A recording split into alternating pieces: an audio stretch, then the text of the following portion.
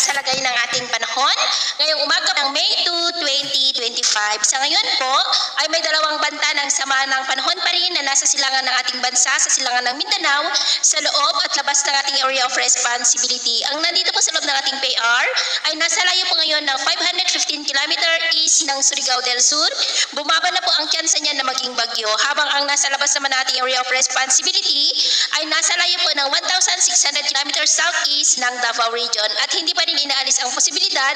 na lalakas yan bilang bagyo sa susunod na mga araw, at posibleng tatawagin yan sa local name na Bagyong Auring kung hindi po yan malulusaw. Pero paalala lamang po na posible pa na magbago ang forecast na ito, kaya patuloy po tayong mag-antay sa mga susunod na updates, at ito ang pinapakita ng forecast model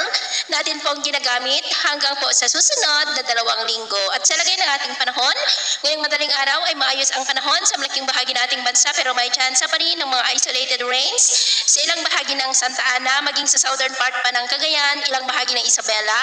La Union, Benguet, Quirino, ilang bahagi ng Pangasinan, Zambales, Balilo Island, southern part ng Quezon, Marinduque, Legazpi, Sorsogon, Romblon, Palawan, Capiz, Iloilo, ilang bahagi ng Negros, Cebu, Samar, Northern Samar, Mati, Davao Occidental, Sarangani, Sulu Archipelago at Zamboanga Peninsula. At mamaya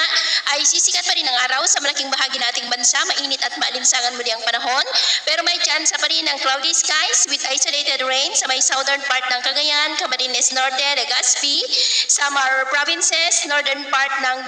Northern Palawan, Dinagat Island, Siargao, Zamboanga at Sulu Archipelago. At mamayang hapon, mas mataas muli ang tsansa ng cloudy skies with isolated rain sa malaking bahagi ng Mindanao, Visayas, ilang bahagi ng Bicol Region, Pangasinan at ilang bahagi ng Northern Luzon. Kaya kung lalabas po tayo sa ating mga tahanan, ugaliin naman po natin lagi ang magdala ng kahit anong panangga natin sa init ng araw, at proteksyon na rin po sa mga biglaang buhos ng ulan. At sa atin naman pong mga baybayin, wala naman po tayong nakataas na namang gale warning signals, pero may pag-ingat lamang po kung papalaot tayo para po mas makaiwas sa mga sakunang